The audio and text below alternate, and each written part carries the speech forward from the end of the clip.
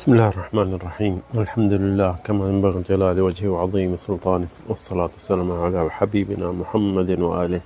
أما بعد، في أسجي وأسانجو برنامجكم فضائل الأعمال جهتي هلو بتاعي سلسلة فضائل الأعمال فيه نمبر غرس الأشجار ونا بوكنا جو काफ़ी अॻ में बि हदीसूं असीं आंदियूं इन बारे में त वण जेको पोखणु वॾो सवाबु आहे। ऐं अलाह ताला क़ुर में बि इन ते तमामु घणो जिते किथे वणनि जे बारे में अलाह साईं चए थो त बिअन्नहा आयातुम मिन आयातिल्लाह अर्द। ऐं इन आयत में यानी ही मौजिज़ा आहिनि। वण जेको आहे हिकिड़ो मौजिज़ो आहे, हिकिड़ो ॿिज इंसान जो पोखे थो, अंब जो ॿिज आहे या कणिक आहे या छा बि आहे, त ॾिसो उन मां छा थो थिए, वण थो थिए, वरी केतिरो फल थो झले। त इन मां अलाह ताला चए थो त इहा हिकिड़ी मौजिज़ो आहे मुंहिंजो, ऐं इन जो शुकुरु कयो। हीअ हिकिड़ो मिटीअ मां ॾिस छा शइ निकिरे, जीअं सूरत नहल में चए युंबितु लकुम बिहि ज़रअ वज़्ज़ैतून वन्नख़ील वल्अनाब वमिन कुल्लि समरात इन फ़ी ज़ालिका लआयतुन लिक़ौमिन यतफ़क्करून। अलाह साईं चए थो इन ॿिज मां जेके तव्हां ज़मीन में रखो था, उनखे पाणी अलाह ताला बारिश सां जा तव्हां ॾियो था, त युंबितु लकुम उन जे बारे में तव्हांखे ॾिस ज़मीन मां छा थो वण थो कढे, फल थो कढे, ज़ैतून था थियनि, खजी थी थिए, अंगूर था थियनि, वमिन कुल्लि समरात, ऐं हर फ्रूट जेके तव्हांखे खपे या सब्ज़ी। अलाह साईं चए थो इन फ़ी ज़ालिका लआयतुन लिक़ौमिन यतफ़क्करून। इन में हिकिड़ी अलाह जी आयत आहे। इहा आयत जो मक़सदु यानी मौजिज़ो आहे, मौजिज़ा आहिनि इहे अलाह जे तरफ़ां इंसान जे लाइ। सो इंसान खे वण पोखणु खपनि, ऐं जिथे बि फ़ुर्सत मिले इंसान पोखे, छो जो इन में वॾो हिकिड़ो यानी सवाब जो कमु आहे। ऐं हदीसूं ॾाढियूं अचनि थियूं नबी करीम जे बारे में।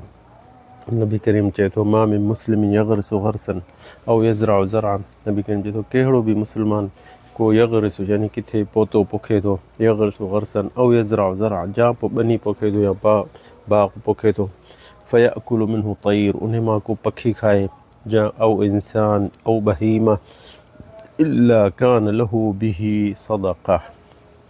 इहा हदीसूं तमामु घणियूं आहिनि ऐं मुतशाबिह आहिनि ऐं हदीसूं सही आहिनि।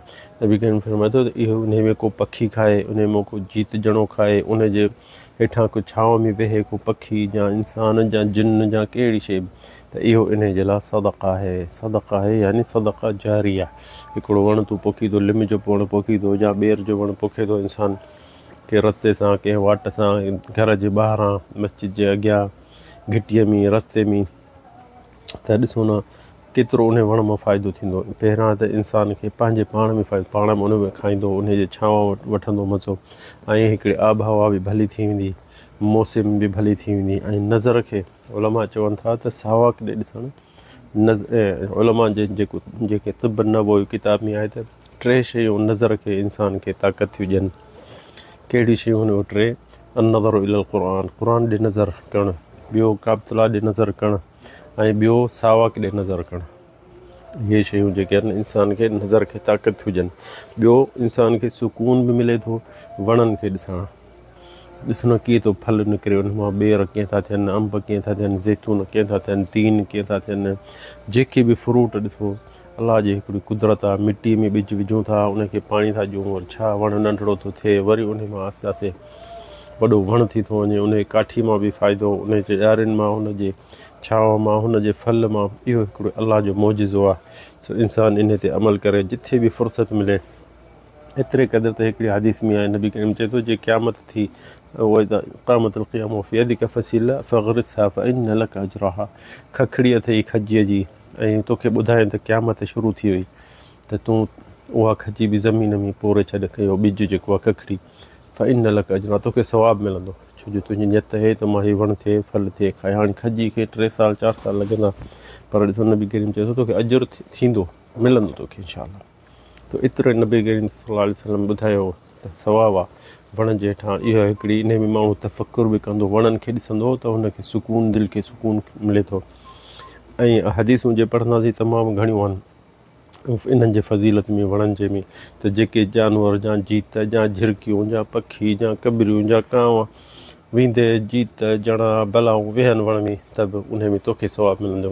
कील हेठां वेहंदी वण जे हेठां या मथे चढ़ी वेंदी, उन कील जे हेठि वण जे छांव जे हेठां वेहंदी, तोखे सवाबु मिलंदो। त ॾिसो न केॾो सदक़ा जारी आहे। एतिरो सदक़ा जारी आहे इंसान को मस्जिद नथो ठाहे सघे, को नलको नथो हणी सघे, ॿिज त पोखे सघंदे, को पोतो पोखे सघंदे, इहा त वॾी ॻाल्हि कान्हे।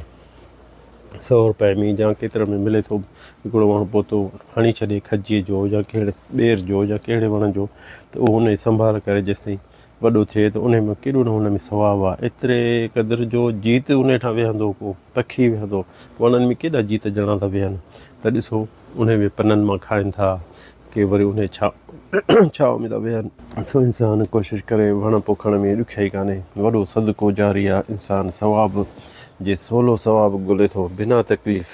तूं पंहिंजी ज़िंदगी में हर महीने में तूं इहो सोचे छॾ, मां हिन महीने में 10 वण पोखींदुसि, 15 वण पोखींदुसि, गिटियुनि में, रस्तनि में, कंहिं दोस्तनि जे घर जे अॻियां, कंहिं ओताक में, मस्जिद जे अॻियां, गली में। दोस्तनि खे चओ यार मां हीउ पोखियां थो, मूंखे सवाबु ख़ातिर हिन खे पटिजो न, हिन खे पाणी मां पाणी ॾींदुसि। जे हिन महीने में तूं 10 पोखी त ॾिस तोखे साल में 120 वण थींदा। पंहिंजी ज़िंदगी में 20 साल 30 साल ॾिस केतिरा वण थी वेंदई। एतिरो तूं ईअं सम्झ त मस्जिदूं ठाहे छॾियूं। छो हीअ तूं मस्जिद में इंसान जिन इबादत था कनि, हिते हिन जे हेठां जिन इंसान जानवर बि वेहनि था, अचे जीत ॼणा पखी वेहनि था, इहो सभु तोखे सदका जारिया मिलंदो, तोखे सवाबु मिलंदो।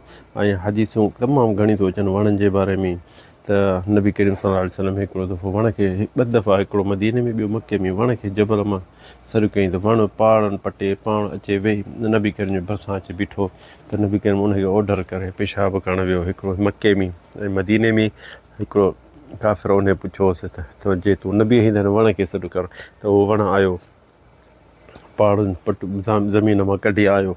ऐं तमामु किसा घणा था अचनि हिन जे वणनि जे बारे में। सो ॾिसो न, वण हिकिड़ो सवली शइ आहे, इंसान खे घणी तकलीफ़ न थींदी। घर में जे आगुर आहे त वण पोखे छॾे, ॿेर पोखे छॾे, लिमो पोखे छॾे, उन जे हेठां जानवर वेहंदा, गर्मी जे टाइम में या जीत ॼणा वेहंदा, तोखे सवाबु मिलंदो।